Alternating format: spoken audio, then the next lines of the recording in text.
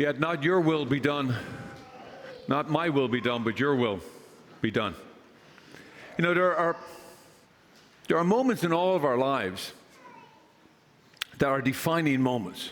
They're inflection points. That something happens to us, or that we interact with an occasion, and we change. Because of that moment, it's an inflection point in our life, for good or for bad, in small ways or in larger ways. In a sense, they define who we become as a character, as an individual. The values, they instill values in us, or mark us with scars that we sometimes can never seem to recover. These moments, as a collection of them in our life, really define who we become in our life. They become markers, if you would, of the definition of our character and the values we get. I remember one such moment. It is seared into my memory with great clarity. It was the day that I was in fourth or fifth. I can't remember which of those. We had the same teacher, so I can't remember which grade it was. But I was expelled from the school for something I did not do, of course. But here's what happened. I remember I was accused of stealing money. And what happened was I'd gone into the older boys, the senior boys' dressing room, because I'd seen pink newspapers. I'd never seen a pink newspaper in my life. There was this big stack of Financial Times newspapers. I went in, I looked at it, and then went about my way. A couple hours later, the brother principal brought me into his office, interrogated me, and told me to confess that I'd stole money. I had not. I wouldn't. So he did what they did back then. They beat you up. I still wouldn't tell him. And then he said, I'm expelling you. Go home. Well, it was the longest mile I ever walked, because it was a mile home, and I didn't know what was I going to say to my mom and my dad. There was 8 of us in the school at that time, and I was the youngest. There was 8 boys, and there was 10 boys, but 8 of us were at the same school at the same time. And so I get in my day. My mother was shocked to see me, called my father at work. My father came home, and my father was shocked and said, what happened? I said it. We're teary-eyed. And then I always remember what he did next. He got down, he sat down, and he held my hands. He looked me straight into my eyes. He says, Brendan, I want you to tell me the truth. Did you take that money? And with teary eyes, I said, no, I did not take money. I just looked at the newspapers. And so he says, I believe you. And he took me by the hand, he got into the car, and we went back to the brother's office.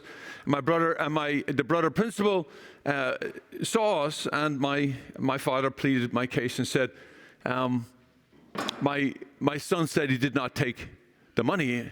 I believe him. And he says, well, I don't. And he says, well, I believe him, and I'd like to find out who is the accuser, who is accusing him. He says, well, I can't show you that. He says, every person is entitled to face his accuser. And so the other boy was brought in, and my father, in his utter calmness, said, why would you, and I looked at the other boy, and I said, why would you tell this lie? I have now just got expelled. And the boy started to cry, of which my dad then turned around and asked him to empty his pockets. And there was the money. He had accused me of doing what he had done. Well, brother principal went into a tirade, started to hit the boy, and my dad intervened.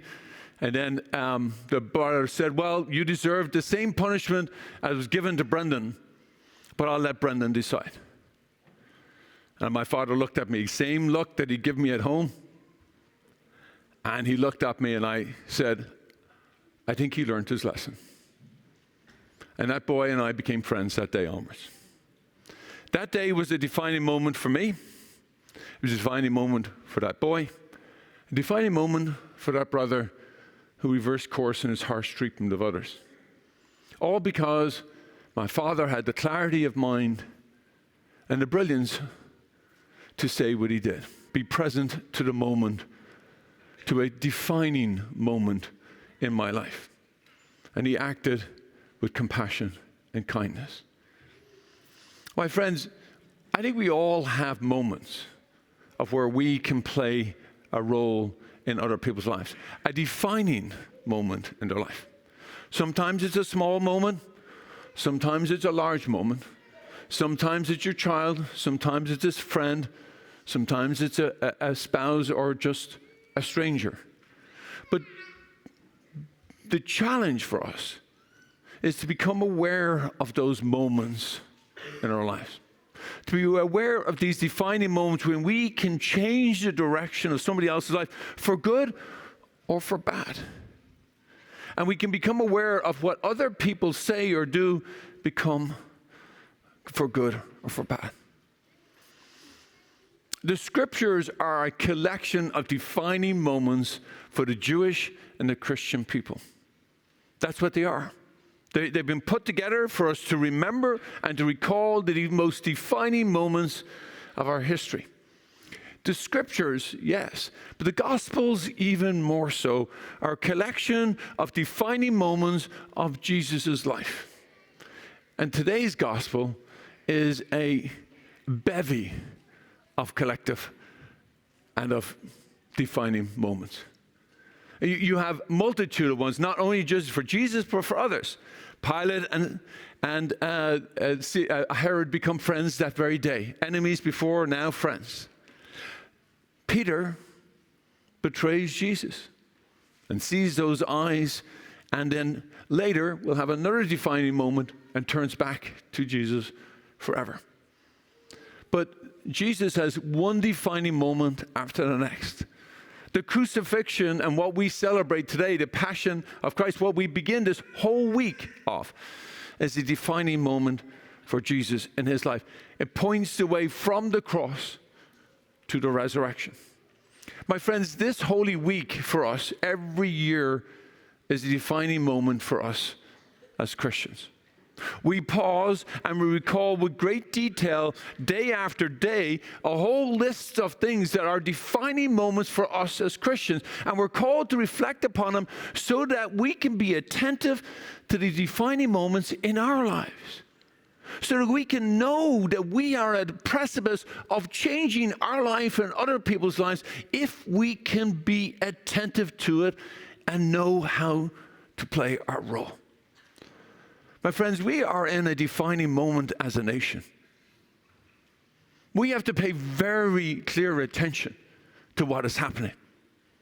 We have to decide on what line shall we eventually use our voice of which to speak up and to say no more. We are a defining moment every year for us as people to look at our faith and to say, where am I called to act? There are many defining moments in you and your lives with your children each and every day.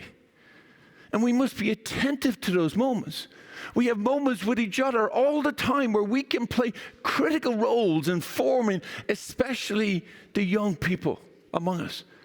We must be attentive to those powerful, defining moments because they will make all the difference in their life forever.